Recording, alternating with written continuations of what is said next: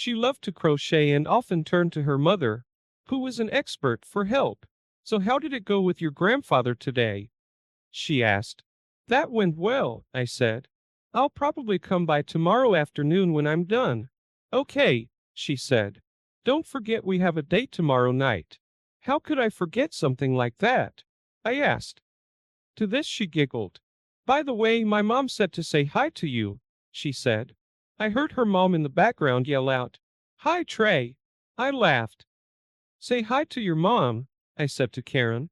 I heard her turn to her mother. Trey said to tell you hi, Mom, she said, and turned to the phone again. By the way, Trey Harrison, she began. I love you. I know I don't tell you this as often as I should, but I love you. I love you too, Karen, I said. Karen had been hurt a lot in the past, and she wasn't the type to express love on short notice.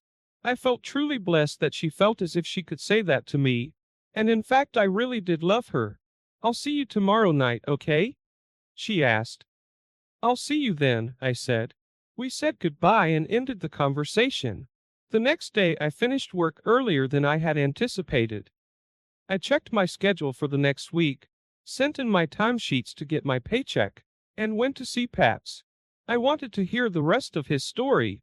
When I arrived at the nursing home, I said hello to Julie, who smiled as I checked in, and then went to his room. I gave him a proper hug and poured them each a cup of coffee, placing his cup in a coaster. So how are you doing with that redhead? He asked. What's her name? Karen. Yes, Dad, this is Karen, and things are going really well between us, I said. Are you thinking about marrying her? My dad asked. I nodded my head. I think so, Pops, I said. He nodded his head and smiled. You know, I wouldn't mind if you wanted to move it to the old place, he said with a wink. You mean living in sin? I asked sarcastically, feigning shock. He laughed. I may be old, but I'm not stupid, he said. She's a good influence on you, son. And I know your grandmother would approve too. Thanks, Dad, I said. I just wish Mom and Dad were still here. He smiled and patted my knee. I know, son, he said. I do too. But it's time for you to look to the future. And I think Karen should be a part of that future. But that's not why you're here, is it? I smiled. He leaned back and closed his eyes for a moment. Let me see, where was I just now? You just pulled up in front of your house? And saw a strange car out front, I said. Having read several stories on the internet, I was well aware of the ordinariness of the strange car outside the house, as many authors had included it in their stories. Oh yeah, he said. He gave me a moment to start recording before continuing. I parked the car and took a deep breath before entering the house. What will I find there? I thought to myself. Will she be in his arms? Would they have sex in my bed? I worked up the courage to get out of the car. I entered the house not knowing what I would find there. When I went inside, I saw a tall, well-built man in a dark suit sitting on a couch. He stood up when I came inside. Doris was in the kitchen making dinner. She came out when she heard the door open, and I saw her wiping her hands on the apron she wore over her house dress. Grove, you're back early, she said. I was just starting dinner. Please meet my cousin Michael J. Smith, from Ardmore, Oklahoma. Mike, this is my husband, Grove. The man held out his hand and I reluctantly shook it. I noticed the lipstick residue on his lips, and noticed the small scar across his right cheek. Nice to finally meet you, he said in flawless English. I thought that being from Oklahoma, he might have a slight Western accent, but that was not the case. That struck me as rather odd. But then again, I didn't meet people from Oklahoma that often. Nice to meet you, Mike, I said. Please have a seat. I'm just going to get rid of this uniform if you don't mind. Not at all, he said with a smile. Something about that smile made me wary. Don't ask me what it was, but I felt uneasy. I opened the door to my office and put my briefcase on the floor, double-checking to make sure it was locked. I closed and locked the door, and then went to my bedroom to change. I listened to see if I could hear what they were saying, but I didn't. I looked around but saw no sign that they were doing anything here. I changed into my uniform and went back to the front room. I poured myself a drink and noticed that Mike had already helped himself. I hope you don't mind, he said. Doris said I should help myself. Since you are her cousin, I see no need to state otherwise, I said. What's the saying? Mi casa es su casa. Mike looked confused for a moment before responding. Hadn't he heard that before? Well, thank you, he finally said. We sat in the front room, and Doris stayed in the kitchen. So what do you do, Mike? I asked. And what brings you to Las Vegas? Well, I'm a salesman, he said. I spend a lot of time on the road, and I was just passing through here on my way to Reno. I'm sure it's not as interesting as what you do, he added, trying to encourage me to brag about my job. Oh, I don't know, I said. You travel a lot. You see new things all the time. And I'm stuck in the same old pile of dirt every day. So what are you selling? Mostly building materials, he said. Nothing retail. Everything for contractors. You'd be surprised how much was built after the war. I noticed the scar, I said. Were you in the war? Yes, he said. I got it from a Kraut bullet. Were you in the war? Yes, I told him. I spent time in the Pacific Theater. I'm sure I didn't see as much combat as you did in Europe. We all did our part, he said. Doors came out and called us to the table. We sat and ate, and I think I studied them, almost as much as they studied me. I couldn't help but wonder if they were really cousins, or if it was just a story they told me to throw me off. When we finished, Mike stood up and kissed Doris on the cheek. I noticed the way she looked at him. Something about it didn't feel right. It was delightful, he said. We'll definitely do it again. He turned to me and held out his hand, which I accepted. I should be going now. Thank you for letting me share dinner with you, Grove. It was a pleasure to meet you. Likewise, I said.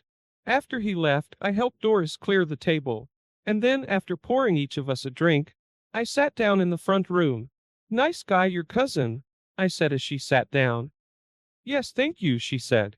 You two seemed very close, I said. We've always been close, she told me. You bet we have, I thought. I haven't seen him since he went off to war. I said. She looked at me strangely for a minute. You seem preoccupied with something, she said. Is everything okay? Sure, I said. Just thinking about something that came up recently. But I'll deal with it. She smiled and hooked me as if nothing had happened. For the next few days I was on alert, waiting to see what James would find out. Of course I gave him all the information about Mike's description and the car he drove, as well as the California license plates. He nodded his head in thanks when I was done. Thank you, Captain Harrison, he said. That's very helpful. A few days later I called James to see if he had any information for me. As a matter of fact, yes, Captain, he said. Would you mind stopping by on your way home from work today? I'll be there, I said. I got out a little early and went into his office. His secretary ushered me inside right away. Good to see you, Captain, he said, lighting a cigarette. So what did you find out? I asked anxiously. A few things, he said. First, my colleague in Hawaii checked the paperwork. Did you see the judge who married you sign the marriage license? No, I said. When I looked at it, it was signed. He said he'd file it for me. Turns out there was no marriage certificate, James said. Never. In fact, the judge who supposedly married you was found dead of a gunshot wound a few days after your wedding. The truth is, according to the authorities, you were never married. What? I asked. That's not all, he said. The woman you know as Doris Hastings is actually Russian. Really? I asked. Are you sure? Absolutely, he said. I thought I recognized her face from the photograph you gave me. Her real name is Svetlana Fedorova, and she's a KGB agent. The last time I saw her was in Bavaria at the end of the war. I thought she'd been killed, but apparently not. The man you know as Michael Smith is actually Michel Schmidt, a former member of the Waffen-SS. There was talk in intelligence that he was recruited by Fedorova, as a double agent and moved to the Soviet Union after the war. Wow, I said. Maybe we'd better call the FBI or someone. Generally speaking, I would agree, James said. But I'm afraid it could get you into a lot of trouble. Being duped by a Soviet spy won't reflect too well on your record. It could also cost you your security clearance and possibly your job. But I had no idea she was Russian, I said. Never mind, James said. I suspect they've chosen you for something. What exactly I don't know. But I do know that they plan to kill you when they're done. I can also tell you that they've been quite active. He pulled out some black and white photos of the two of them, naked in a motel room. Where did you get them from? I asked. It's better you don't know, James said. But that's the least of your worries. Since your marriage isn't officially registered, there's no way you can divorce her. So what do we do? I asked. I have an idea that will take care of everything, he said with a sly smile. We talked and made plans for the next hour or so. Daddy stopped talking and looked up at me before he spoke. I saw a tinge of guilt and shame on his face. I stopped the tape. Everything all right, Pops? I asked. This next part is the hardest part in this whole story, he said. I hope you won't think badly of me after this. Dad, there's nothing you can say to change the way I feel about you, I said. He nodded his head. I hope you are, son, he said. I want you to know I'm not proud of what I did. It's okay, Pops, I said. All right, son. Here we go, he said. I started the tape again and waited for him to finish. I waited for the day of the next challenge, just as James and I had planned. He looked after Doris, Svetlana, and Mike and knew their routines well. Apparently Mike had a motel room and Doris went to see him almost every day. I called James and he informed me that the two of them were in a motel room and would probably be there for a few hours. It was not unusual for me to come home in a government truck. I used it a lot in my job when preparing test sites. You see, part of my job was to make sure everything was ready for each test. That meant I was the last one on the pad before detonation. When James told me where they were, I made sure I had the gear we had discussed earlier. I headed to the motel and met up with James.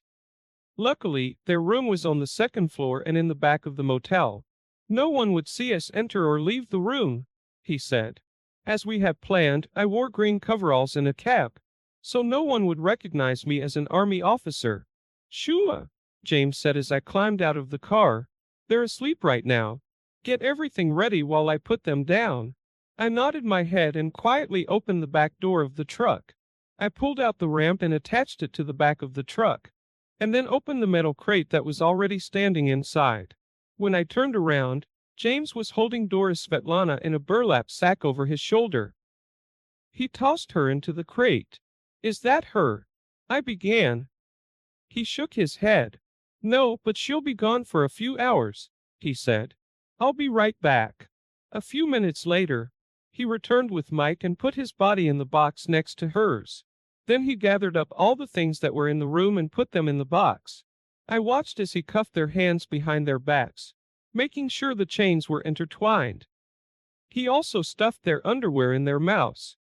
I closed the box and locked it shut. They were so tightly crammed in that there was no way to move, much less escape. Finished with my work, I looked at my watch. Do you have time to get back before the exam? He asked. I nodded my head. Oh yes, I said. Let me know how it went, he said. I thanked him and left while he wiped down everything he touched. I arrived at the test site just in time to be escorted out by the military police. I thought you weren't going to make it, Cap, one of the guards said. Just wanted to grab a bite to eat before the test, I said. They quickly peered into the back of my truck and waved me over. Take care, Cap, the guard said and saluted. I saluted him back and headed inside. I made my way to the tent where the weapons were being prepared for testing. After finishing my part of the job, I sent everyone else on their way as usual. Fortunately, I was able to park my truck, so that my movements would not be visible from the camera set up a few miles away. After making sure everyone else was gone, I drove the truck up to the tent, opened it, then lowered the ramp and took the dolly. It took some fiddling, but I managed to center the crate on the dolly. It wasn't easy, let me tell you. Dora Svetlana didn't weigh that much, but Mike weighed as much as I did, if not more. I finally pulled out the box under the scaffolding that held the weapon, and noticed that there was a metal plate running along the scaffolding underneath the bomb, probably to support the structure. At least it was hiding what was under the weapon, which was all I cared about. I unlocked the crate and opened it slightly. They started to wake up and blinked their eyes a few times before they recognized me. They were both very surprised to see me when I knelt down over them. "So," I said, "I understand you wanted a good look at our atomic technology. Well, here you go. It's really not much more powerful than the bombs we dropped on Hiroshima and Nagasaki, but it'll do. If it's any consolation, you won't feel a thing when it goes off. 1 second you'll be here and the next you'll be gone. That's it," I added, snapping my fingers. I realized that Dora Svetlana wanted to say something, so I pulled the gag out of her mouth. "You imperialist pig," she hissed. I shoved Mike's underwear back into her mouth and laughed.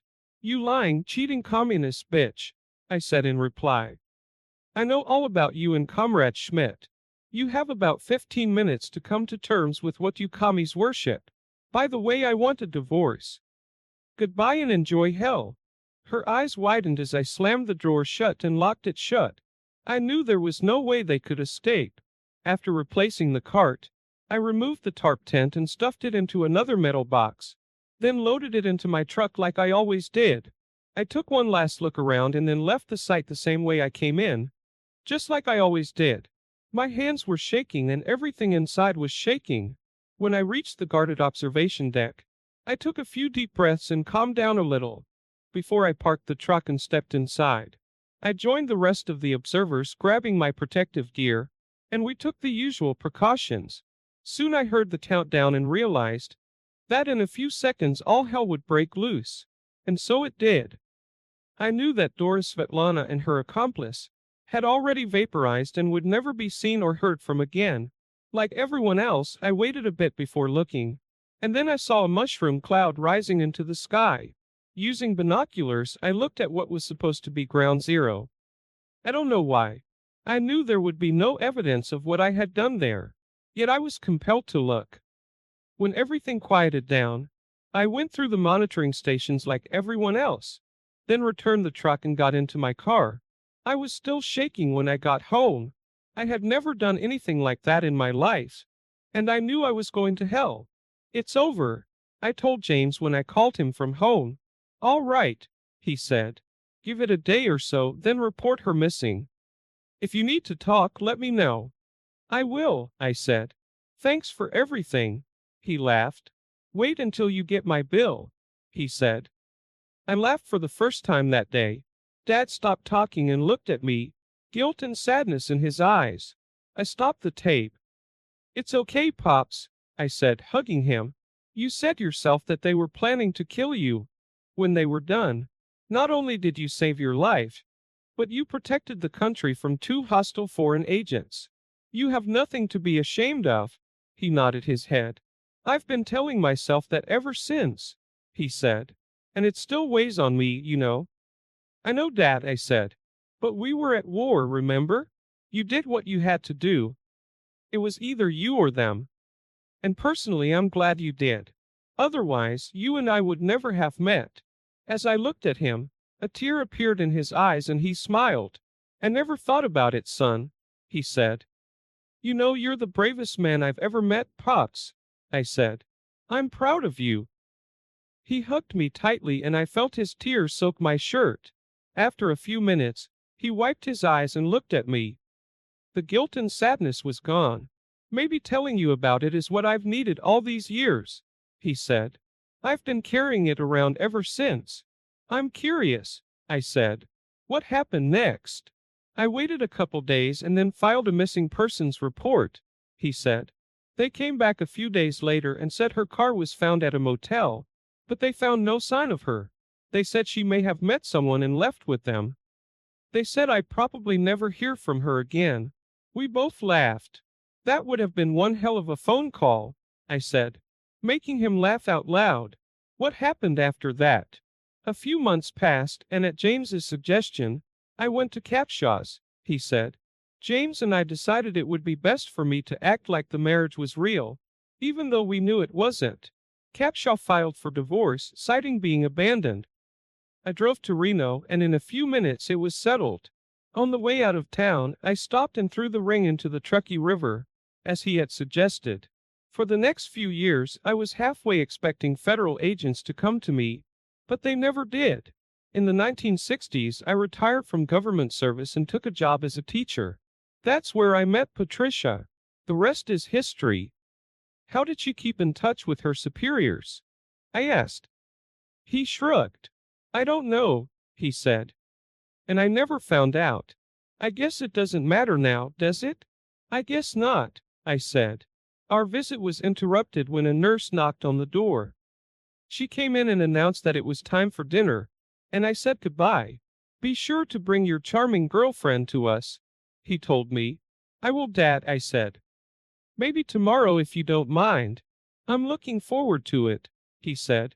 That night, Karen and I went out for dinner, drinks, and dancing. She took a few things with her, including a large paper bag, with something inside that she said was a surprise. Later, after we made love in my apartment, she turned to me.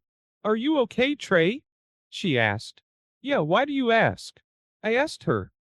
Well, it just seems like you're a million miles away, she said. What's on your mind? I stopped by to see Dad today, I said. He told me the rest of his story. I briefly remembered what he told me. Wow, she said. Remind me never to get on his bad side. I chuckled. We'll go see him tomorrow. Maybe after I kick your ass on the miniature golf course? Sure, if you want, I said. The next day we played a game of miniature golf, and yes, she beat me. And no, I didn't let her. She would have realized that right away. Later, we went to Daddy's house. She took her bag with her and carried it to the nursing home. His eyes lit up when he saw us coming in. Hello, young lady, he said as she hugged him tightly. I have something for you, she said, holding out a paper bag to him. He opened it and pulled out a plastic blanket container that contained an Afghan. She helped him open it and pulled out the Afghan.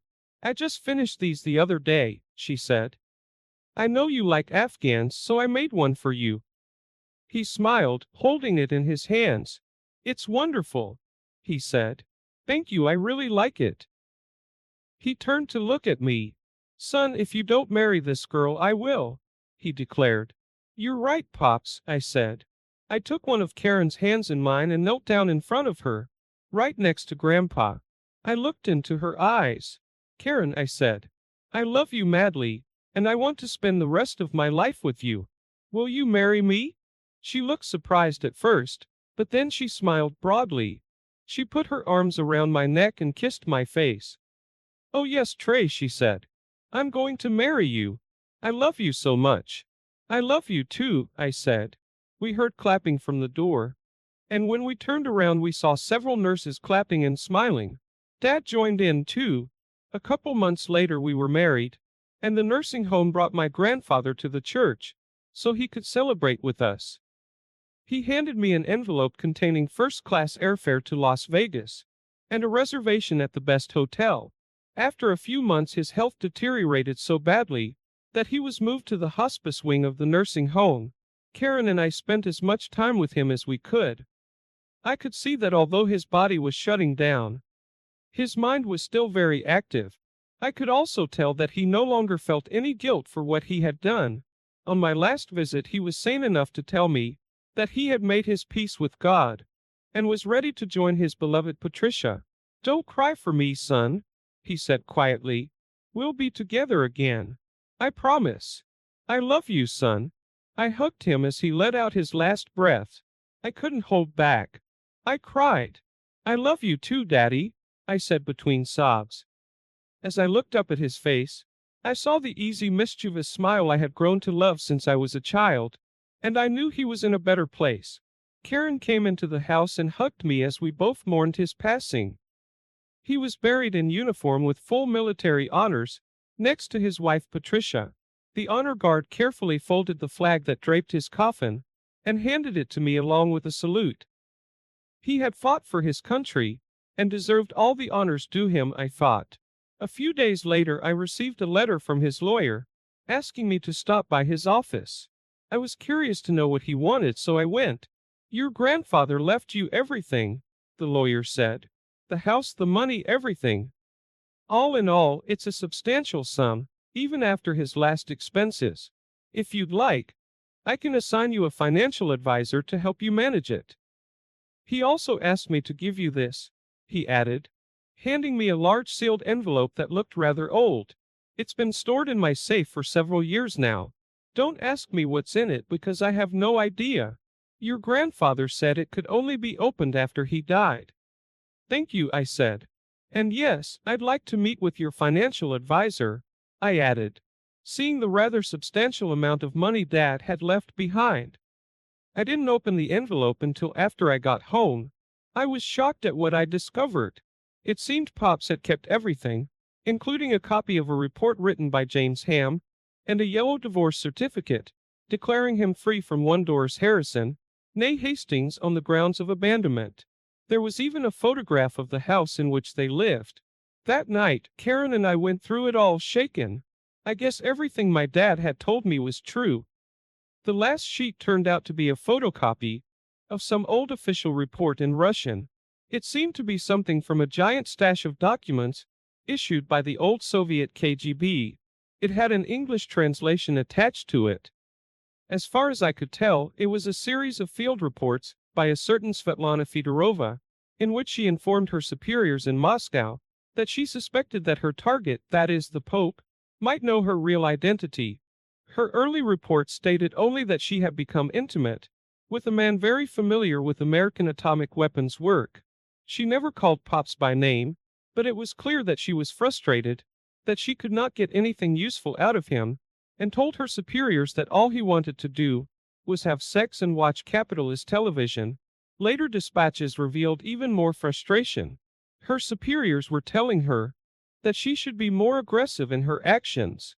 In the last dispatch, she reported that she and Michelle were planning something drastic. I'll deal with him at the first opportunity, she told her superiors. Karen and I had a good laugh about that. The KGB report said that neither Fedorova nor her German-born assistant were ever heard from again. They even speculated that the two had run off to get married, but they just couldn't be found. The operation was stamped deceased. They have no idea, I said, making Karen laugh. Thanks for watching. I hope you enjoyed it. So subscribe to my channel and watch the next video.